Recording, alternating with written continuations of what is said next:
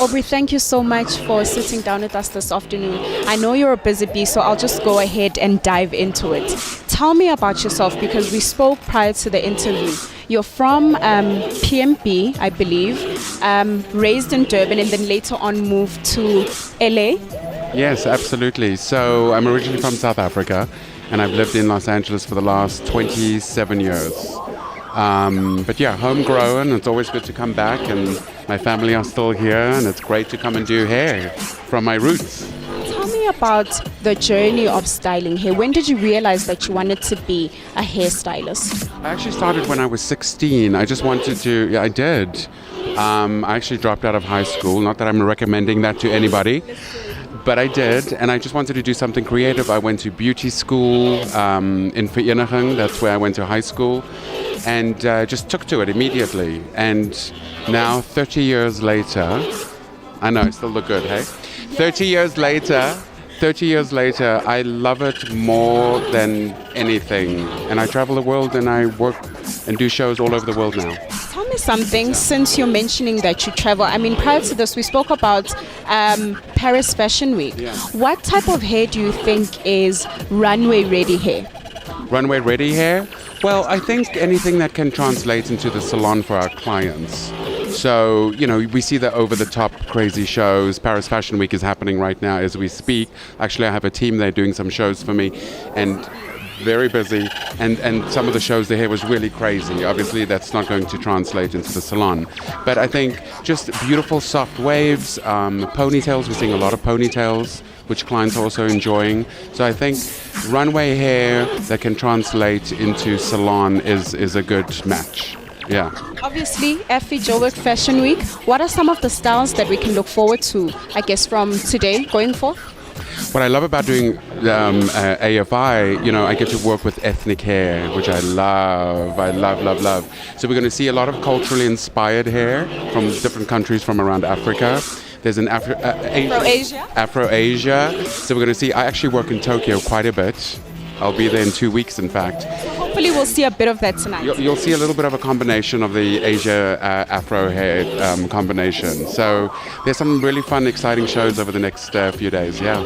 Tell me something, because I know casual hair, or rather street hair, is different from runway hair. What type of hair do you think is trending right now?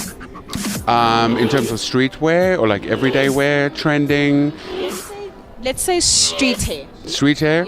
I think street hair, what's trending is very undone hair. Yes. Okay? Easy, like she woke up out of bed looking fabulous. Now, when we have to create that, it's actually quite tricky to create something looking so natural.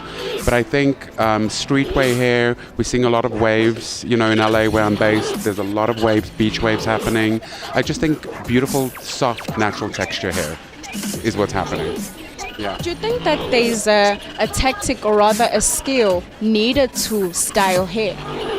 Well, you've got to do a lot of practice. I think the number one skill to do hair, at least to do editorial or to do runway shows like this around the world, you have to be skilled in all kinds of hair. Right? So Japanese hair is so different from African hair, is so different from, you know, Swiss Nordic hair. So you have to be able to work with fine hair, you have to be able to work with thick textured hair, Afro texture, super straight Japanese hair. The more you can skill yourself in the diversity of hair, the better off, and that's a big requirement for Fashion Week. Tell me some of, I guess, the challenges that you've encountered along the way of becoming, you know, one of our best hairstylists. Thank you. Challenges are, you know, when I moved to America with nothing. Like literally a bag and $500. That's all I had. And that's when things pop, hey? When you have exactly. When you don't have much, you get really creative, and your drive is even higher. So that was a challenge, but I made it work. And just, along the way you meet people and you think they have your back and you find out they don't, right? That's in any industry. But honestly, I've been very blessed and very fortunate. Challenges that I've had, I've just used them to my advantage and not let them get me down. So if there's a message to any up-and-coming stylists, don't let anything get you down. You're stronger than that. Keep going forward. Besides, hey, what are you looking forward to seeing? I love seeing fashion. Exactly. So I actually have some guests that are coming, and the first thing they say to me, what do I wear? What do I wear? Oh my God, I've got to go shopping. So I actually, while I'm busy doing hair, I watch all the people arrive. I look at the shoes, I look at the jewelry, I look at the bags. So it's my favorite thing. In New York Fashion Week, I just did New York Fashion Week 2 weeks ago. How was that? Amazing. It was a busy season. We did some great shows. I love watching the people arrive because the fashionistas are all out in their glory. So that's besides the hair, that's the thing I look for. What advice would you give to someone who looks up to Aubrey? What advice would you give to them? Follow your dreams. Really, I know it sounds like so broad, but I really did. And when I moved to America, that was a dream of mine. Doing hair was a dream of mine. I said one day, I want to travel the world and do hair, and that's exactly what I'm doing.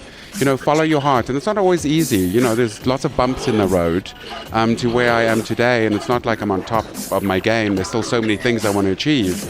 I would say very young age. At my very tender young age.